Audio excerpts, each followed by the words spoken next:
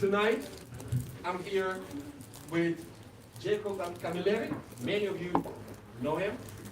He will walk us through the differences between centralized and decentralized exchanges.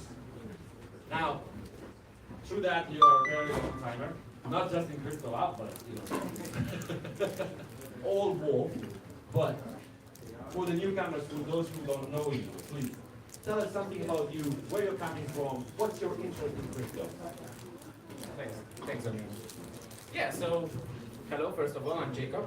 I'm from Malta, so I'm local, which is quite a minority in here. So yeah, I mean, I started my career in quite different areas. So I was working first in education, in a school, then I got into the urban planning and architecture environment. I spent over 8 years there. At the same time, I started on the side to study some traditional finance and trading and stuff like that.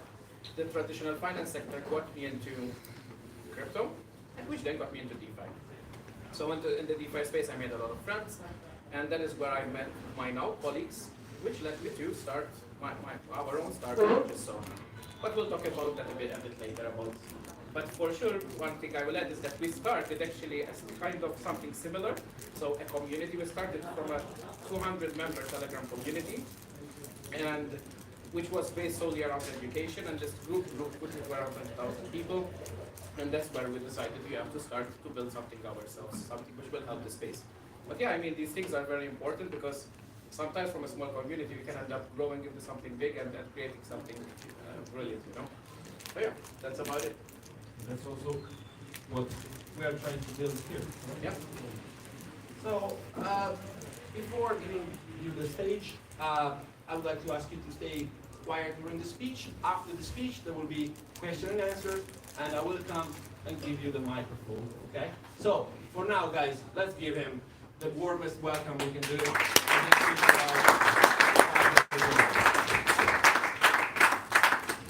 Thank you. So yeah, I mean, today, I'm not going to keep you long, I'm not going to bore you, but yes, today is aimed more for beginners. But I'm curious, how many of you have never bought crypto? Or something? Don't be shy. Or never used a centralized exchange like Binance or whatever? Any of you? Never used a decentralized exchange? Uniswap, banking stock? Okay. So there will always be a few of us here. That's why we're here after all to learn as well, right? Not just to network and make friends. Today we're going to talk a bit about the differences. And I'm actually sorry Ferris is not here, and you'll know why soon enough. I have to do it again, right? So, you'll see. So, You understand the how does a sex work? Not like that. So you must know maybe the most common sexes that exist: Binance, Coinbase, Bitcoin, Solfix, Bitget. So what makes them centralized, right? And that is why today I brought this bowl with me to explain a bit more how these things work. So in centralized exchanges, when you're sending your crypto into the exchange is literally putting all your crypto into their own wallet. So let's imagine this is the wallet of the centralized exchange, okay? Now, as you're trading on this centralized exchange, on Binance, let's say, all you're doing is literally exchanging numbers on your computer. You're not really exchanging crypto because they're just holding all your crypto in one wallet. Then when you decide to withdraw, yes, then they take out your Bitcoin, let's say, and take it out of their wallet and send it where you want to send it. But in reality, during all your experience on centralized exchanges, the crypto is all in the Binance or whatever wallet, and you're just trading numbers. Now that obviously has some advantages and some disadvantages. But before we get into that, how do order books work? And this is important to understand. I know a lot of you know how they work, it's easy. But for those that don't, it's important because we can see the difference between this and that decentralized exchange.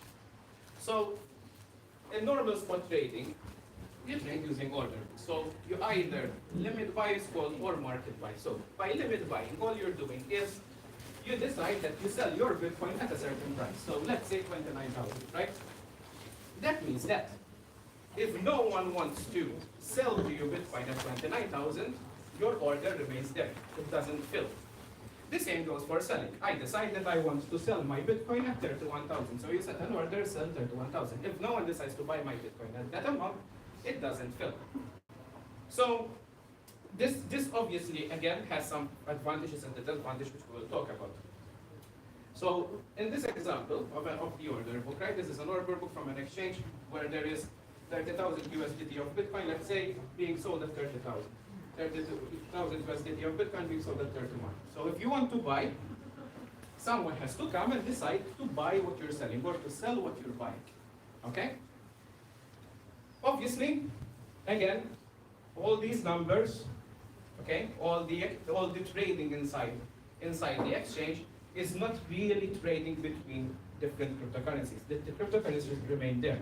What they're showing you are numbers exchanging between them. So what does that mean? That means that in a centralized exchange, one of the biggest advantages is speed. Since you're not really sending crypto and making use of smart contracts, you're not doing the work to get this orange from here to my friend here. Yeah, you're just keeping it there, and I'm just telling you, hey, you've got 1 Bitcoin now instead of 1.5. So that means that the centralized exchange, yes, it helps a lot for things to go faster. So for example, for short-term traders, 1-minute traders, swing trading, for then other stuff that the exchange can have, like futures, leverage trading, whatever, which I won't get to today, there are obviously certain advantages. Let's take a look at it pretty quickly. So one thing we already mentioned, a centralized exchange is centralized, obviously. So what are the risks associated with that?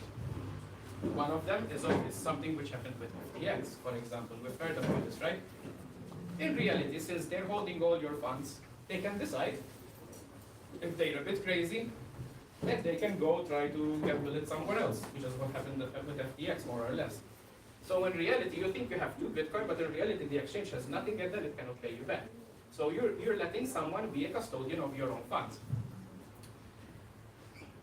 Centralized exchanges, yes, since most of them are regulated, you have to go through KYC and all that process. Security. I wouldn't say they're more or less secure than the centralized exchanges, but I would say they are more prone to being attacked. If you've got an entire wallet of Binance from all the holders that they have and has a few $1 billion in it, I would say if I was a hacker, I would try to attack it more than, Jacob's $1,000 wallet, right? Because of the way order books work, where you can try to buy as much Bitcoin as you want at exactly the price you want, and because there's more interest right now, there's more awareness of exchanges, it means there's more liquidity. So that means that more people want to buy and sell on it. Speed, I already spoke about this. User experience. Again, because there's no complexities of smart contracts, of any kind of platform. So since it's simply just exchanging numbers between people, this makes it easier to provide a user-friendly UI, right? You can invent whatever you want.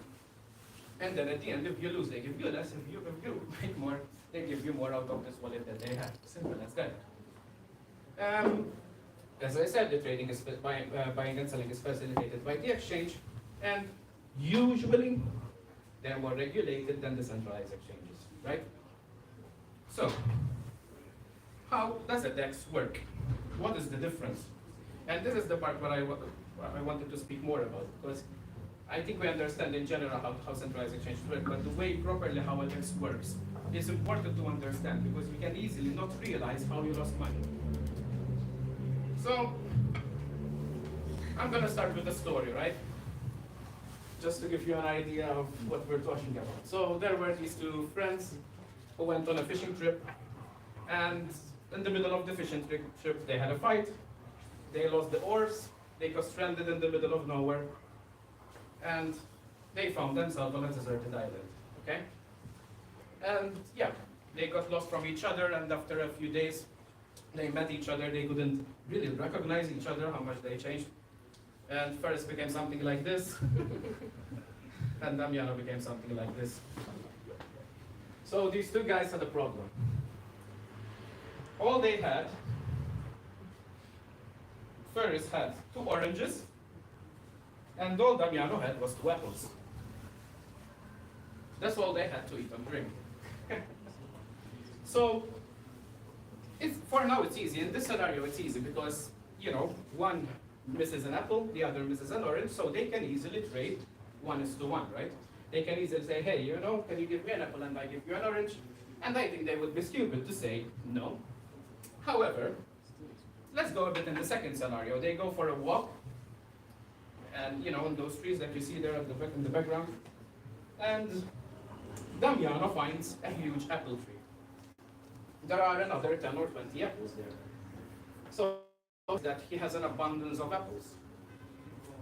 Ferris, he's smart. He says, okay, why should I exchange one orange for an apple if there are so many apples I can eat?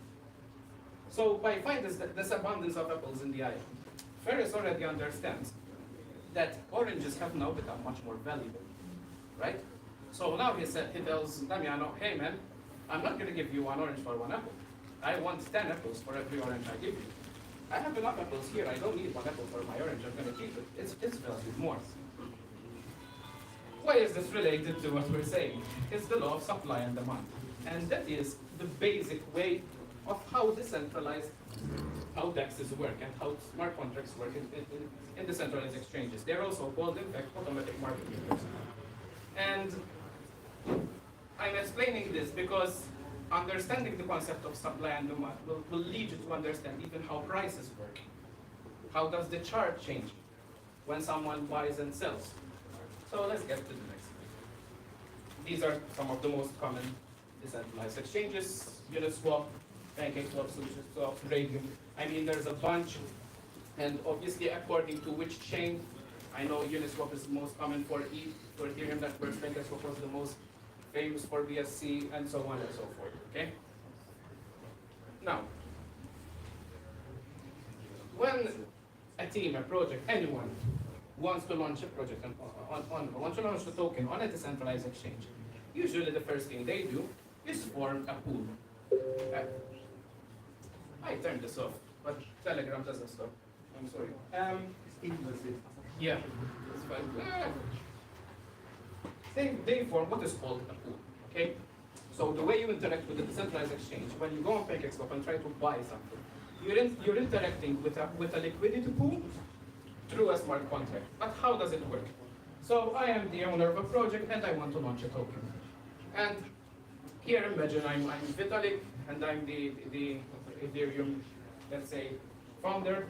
And I decide that in a pool, in the decentralized exchange, in the smart contract, I put 2 tokens of Ethereum and 2 tokens of USDT. So practically, it's very, very easy to launch a pool in a decentralized exchange. That's all you need to do. And then people can trade against that pool, which we'll explain in a minute. Okay? So, we're going to explain it here. So, Damiano and Ferris both survived the ordeal in the island. They went back, they wanted to change their lives, and they got into crypto. That's how, Ferris and Damiano ended up here in Crypto Hub. From an island to another. But yeah, I mean, Damiano's going to face another problem, and you'll see soon enough. So, as I said, here there is one example of a pool, okay? We call it bear coin, and we hate bears, so we're going to treat it like a shitcoin. And this liquidity pool of bear has 2 bear tokens and 2 BNB tokens. What does that mean? Let's say BNB is $400 today. That means that the price of that token in the decentralized exchange, 2 bear equals 2 BNB, right? That means that 1 bear equals 1 BNB. So that means automatically that 1 bear is $400. So that is how the pools in a decentralized exchange determine what price the token has in dollars. So the ratio between the ratio between token A in the pool and token B in the pool determines the final price of a token. Okay? Now, what happens when Damiano wants to buy this coin called Bear? He has his 1 BNB in his wallet, he goes on PancakeSwap or Uniswap, whatever, and presses swap BNB to Bear, right? So what happens is this. So what happened here? What happened to the price of Bear here? It's easy, come on. went up. Because now the pool, the ratio of bear and BNB is 1:3. So what happened to the price of bear is that it went times 3, went from $400 to $1,200. So even though you don't see it, in its most basic concept, it's a bit more complicated than this, there's some mathematics involved, but in its most basic concept, that is how automatically, when you're trading against through pancakes or units or whatever, automatically the price goes up. Okay? In a centralized exchange, you remember I showed you that order book. It's easy to understand how the price go up because I bought at 32, so the last price is 32. Someone came in and bought at 34. This is different. This you're swapping with the pool. You're making a barter with the pool of your apples and oranges. And automatically, that's why automatic market maker, automatically the price goes up and down. You can say the same when someone says he decides to sell his token. It goes back to where it was. So as a general idea, this is the basic concept of how pools work. Again, it's much more complicated than this in reality, especially those that understand the Uniswap bit fees and the force that are coming, but the concept is like that. Now, as you can see, with just one BNB, so with just $400 worth of tokens, Damiano put the price up 3x, right? Which is very volatile. If everyone who buys $400 puts the price up that much, it's very concerning. So let's see a bit of example two here, where Faris is a bit smarter at crypto. He's been longer in the space, he understands it a bit more than Damiano, and he finds this brilliant token called Ping. And this token has 5 Ping in it and 5 BNB in the pool. So the owners of this project decided to create a thicker liquidity pool, or other people decide to clear more in the liquidity pool. It has a thicker pool, right? What is the price of Ping right now? The same, right? Exactly, because there's 5 Ping and 5 BNB. So the price is still the same. So these are two very similar tokens. At first glance, if you're not understanding what you're seeing as a newbie maybe, you saw one token which is one price, certain market cap, another token, certain price, certain market cap. They're still small maybe, and they're not on a centralized exchange or anywhere else. But you don't understand the difference, the concept of liquidity pools and how important it is to have a certain size liquidity pool. These are things I'll get more into detail next time when I speak, which is what to look for, I believe. So let's say Ferris decides to purchase one Ping. What happened here? So now we have 4 Ping in the pool and 6 BNB in the pool. That means that 1 Ping didn't become 3 BNB like the one at the top, it became 1.5. So the price is $600. So the price here went up by only 50%, right? So that means that a thicker pool, compared to the same market cap or size, whatever, a thicker pool reduces a lot the volatility. There is a limit how much you need to reduce that, because especially when there are projects that are launching tokens, they have to make a lot of calculations of what makes sense. If you make it too big, whoever buys doesn't even move the token. You put millions and it doesn't move. If you make it too small, it's practically, as they say, a shitcoin. When someone buys you, I'm at times 10, 1 minute later you're back where you are and you lost a shit ton of money. So, this is just an image of our platform, which I'll show a bit later. It shows you where the liquidity is shown. So this thing that I told you, this volatility that is created, whenever you buy a token, okay, is usually called slippage. So slippage, for those that don't know, is the difference in price you create or you suffer whenever you buy an asset, and because of that buy, you put the price up. So in the order book, I'll actually go back to explain this a bit. So in the order book, if I want to buy Bitcoin, I want to buy 60,000 worth of Bitcoin immediately right now, without putting a limit order, just buying on the market. It means I have to buy 30,000 at this price, and I need to buy 30,000 at this price. So actually my average price is not 30, it's 30.5. So that little difference in price made me buy Bitcoin a bit more expensive, so I got a bit less back. That is called slippage on centralized exchanges, more or less. In the centralized exchanges, here a bit more, that in decentralized exchanges, slippage is more represented by the price volatility you create when you buy or sell. Because that gets you less tokens back. The less liquidity there is, the more volatility there is, the less you get back. So, again, this is where liquidity is shown in our app. These are things I'll go through later.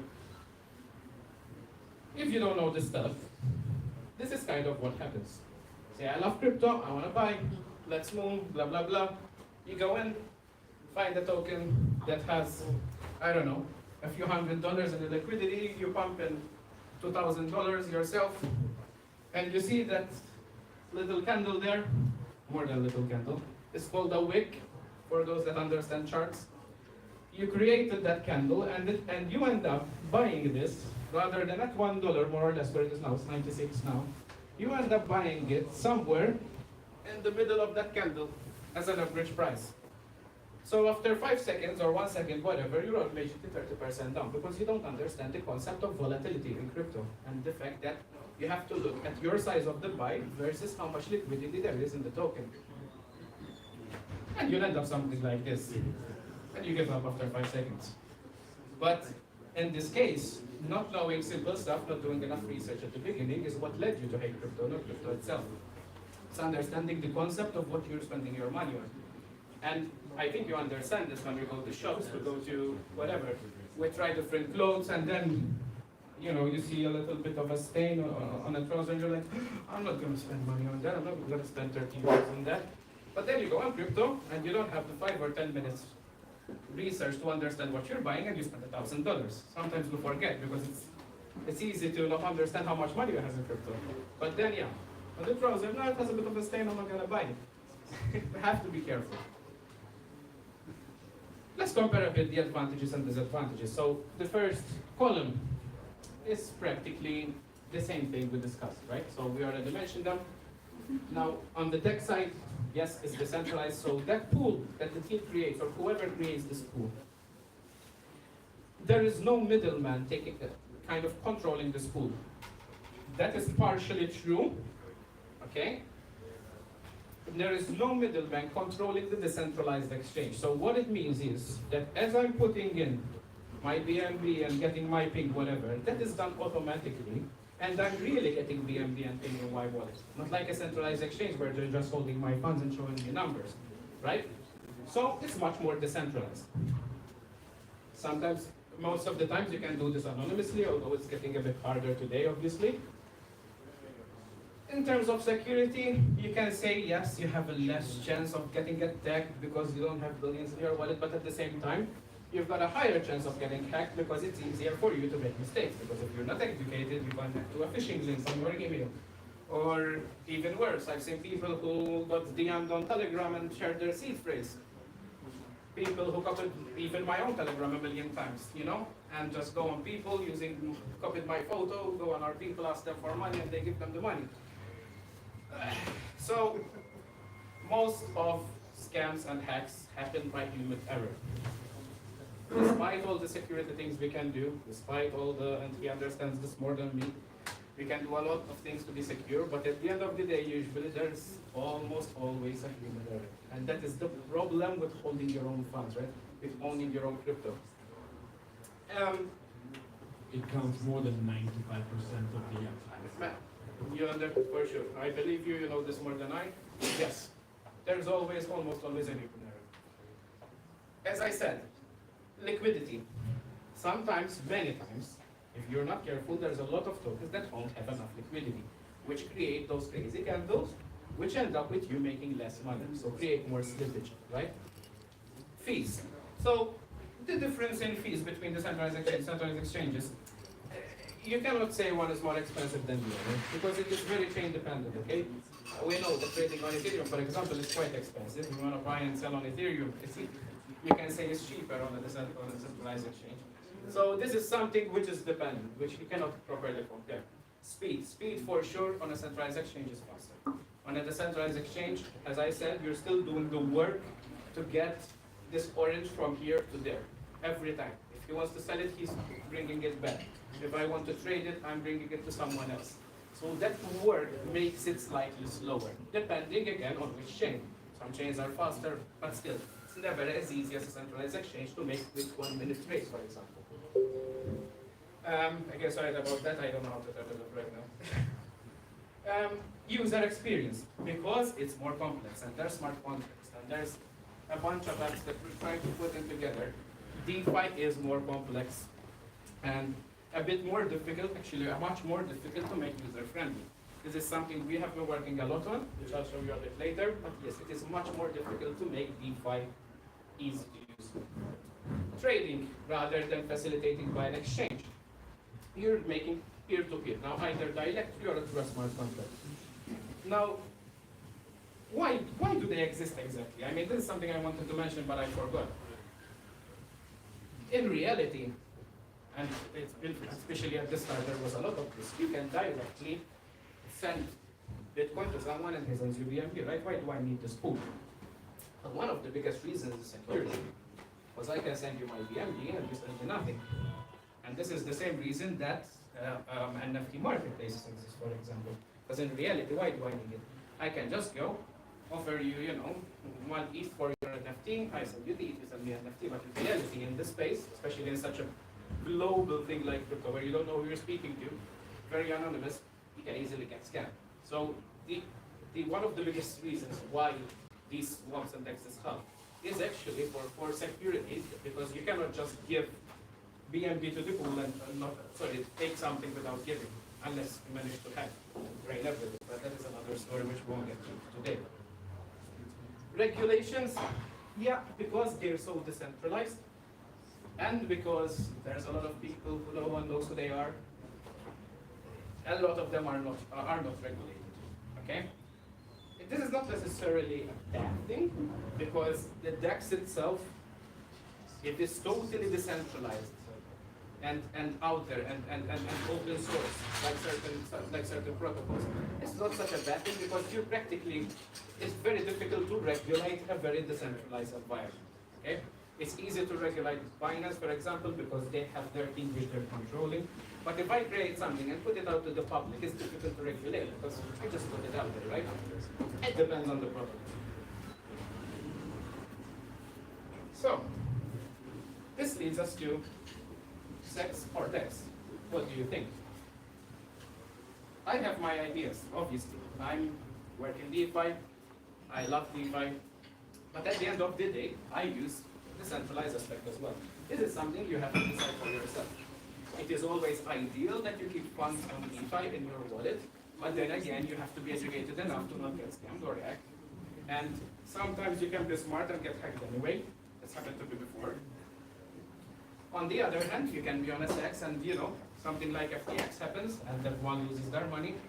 There's always risks involved with both sides. Usually what you have to do is make this research, and decide what is better for you according to what you want.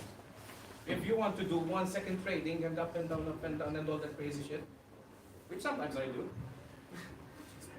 that means that you have to have some funds on a centralized exchange, for example. Okay? So, at the end of the day, it's up to you. Where does Sonar come in? So where do we come in what I am doing and what my team is doing? I'll go quickly through it because I know some of you were here last time. So one of the problems I mentioned already is that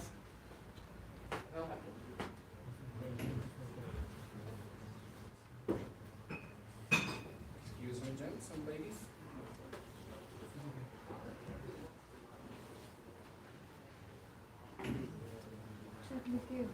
Check everything up. So tell you the other side. Can you hold it for a second? Show searching. Well, that's alright. Alright.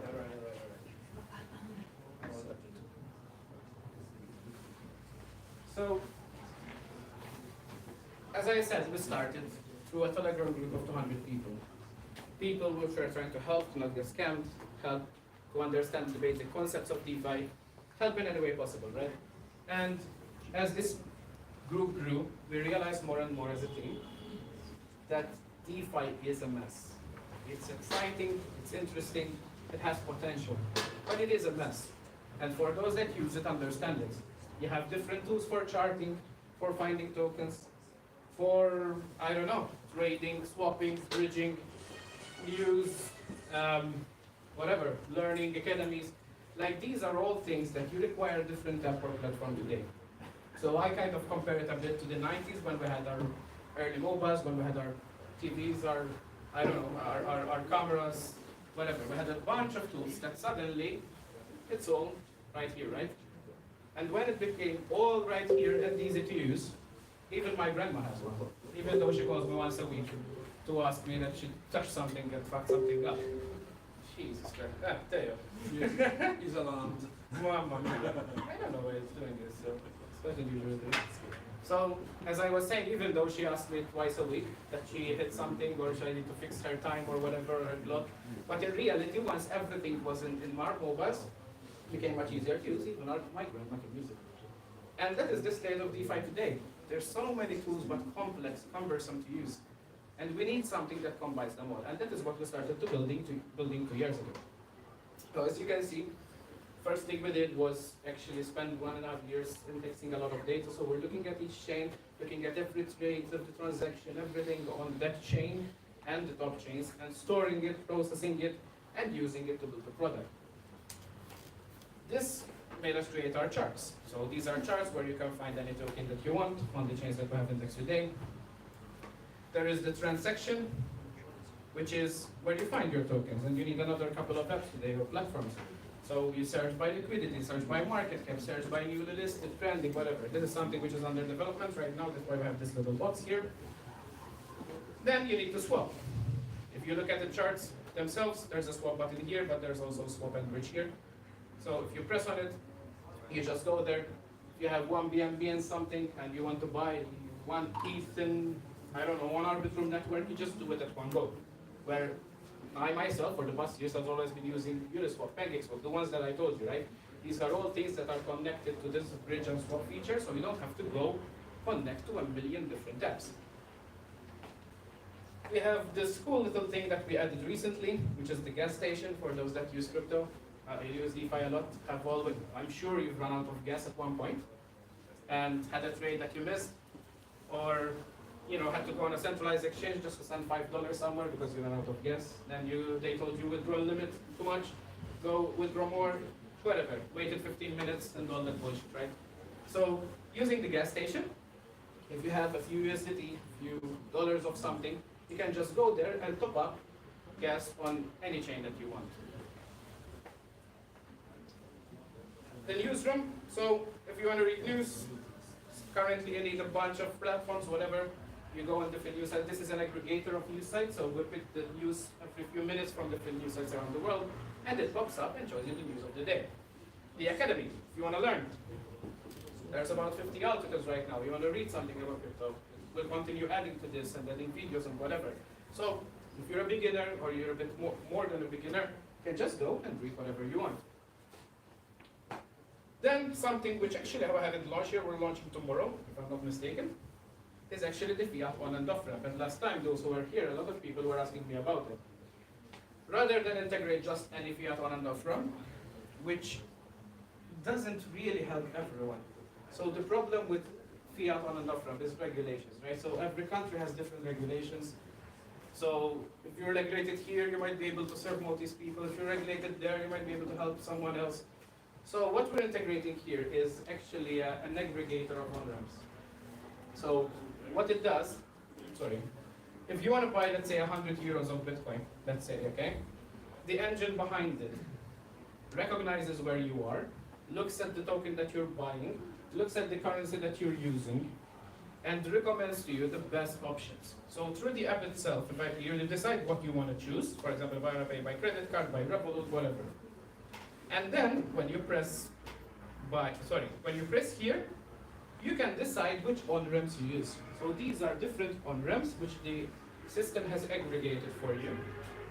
And it tells you as well which ones you don't need documents, which ones require KYC, which ones not. And you choose which one you want.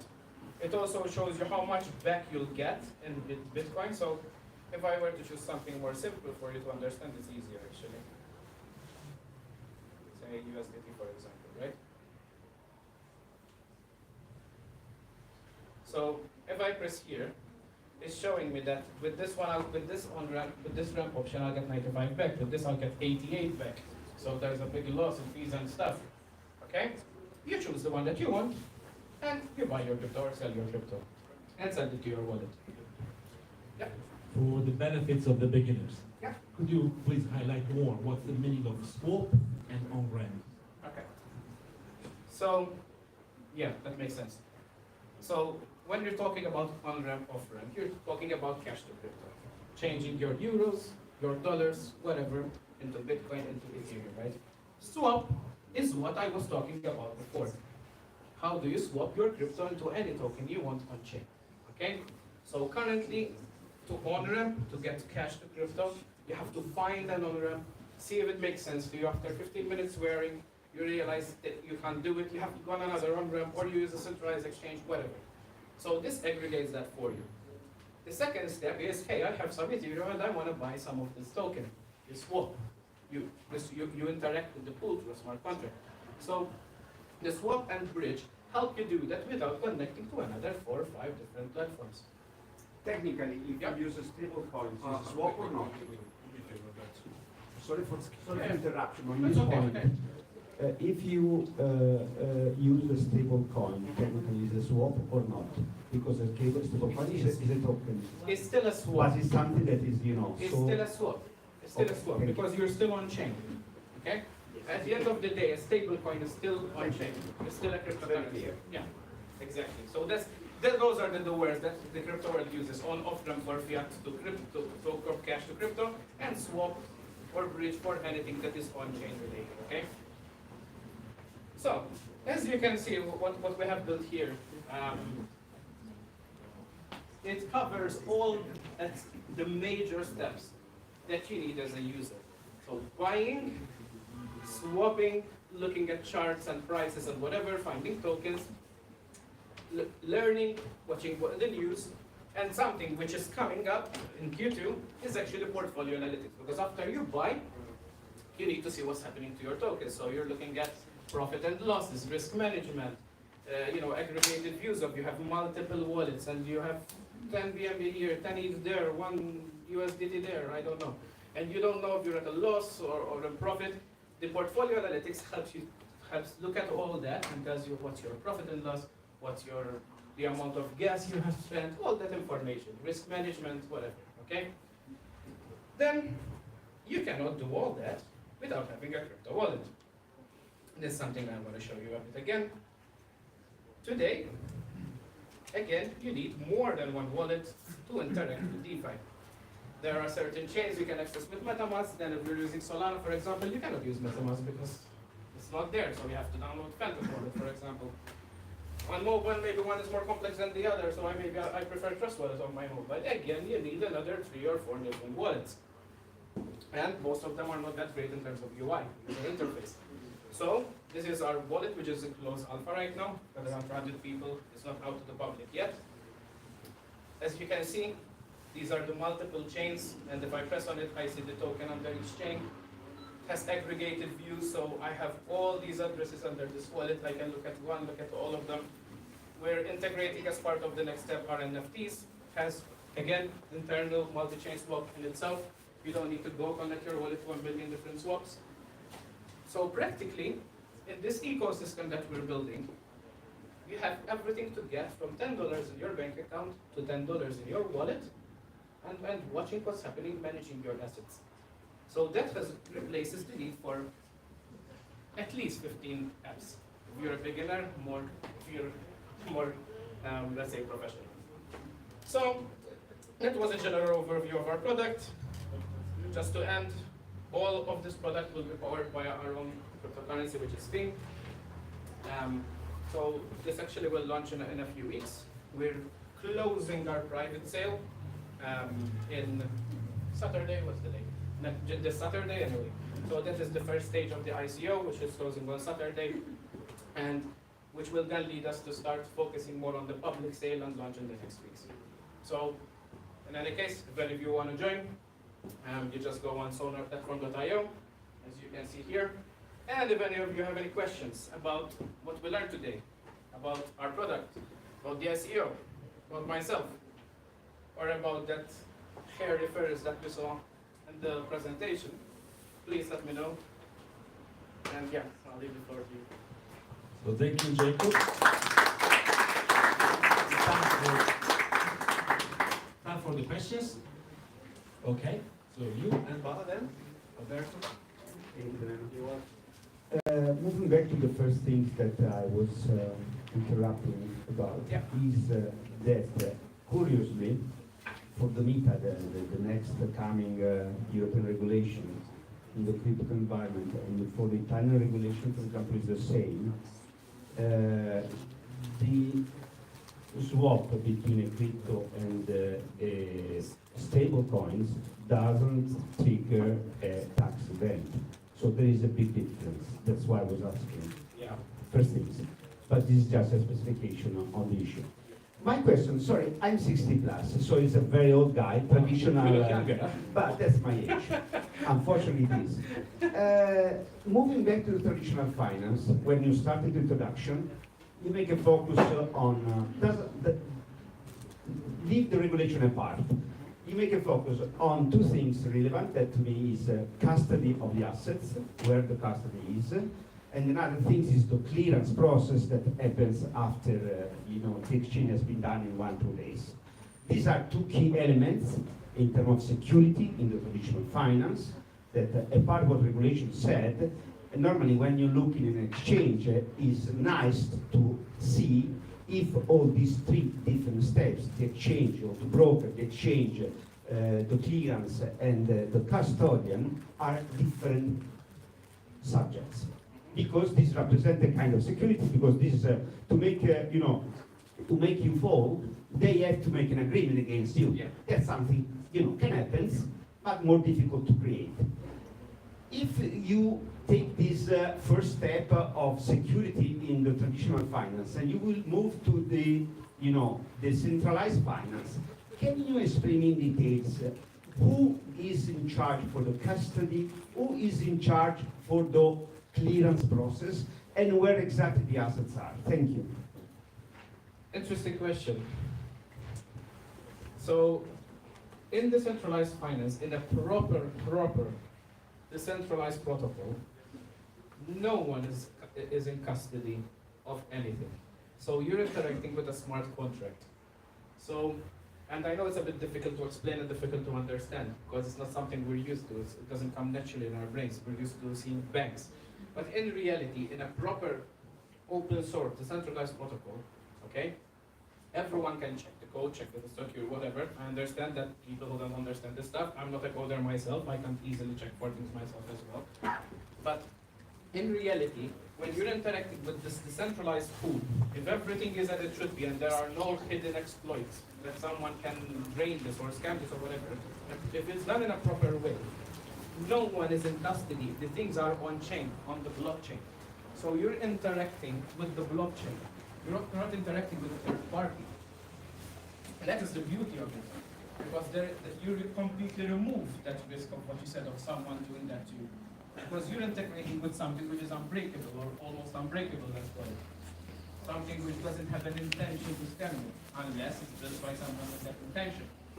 So once something is as secure as possible, which is usually done by checking code, is by checking what other people are using. If you're the first one and you don't understand code, you don't use it. If you understand code a lot, yes, you might be the first one to use it, So I don't know if this answers what you're saying. Maybe I didn't get the question totally. No, the question is that technically, if you have the access to the blockchain via any kind of code, password, or anything, you are the one that is in charge for the custody.